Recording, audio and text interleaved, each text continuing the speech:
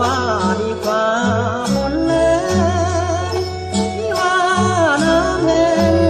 ให้ฝนแล้งคือยังดีกว่าน้ำท่วมปีนี้ทุกบ้านล้วนมีแต่คราบน้ำตาที่นี้น้ำขึ้นบนหลังคาน้ำตาไหลคลอตาชมน้ำท่วมใต้ฝุ่นกระหน่ำซ้ำซ้อนเสียงพายุกองเหมือนเสียงของมัจจุราชน้ำท่วมที่ไหนก็ต้องเสียใจด้วยกันทุกคน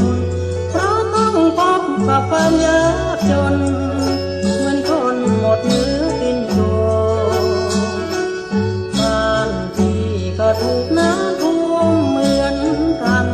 ที่ประจวบคีรี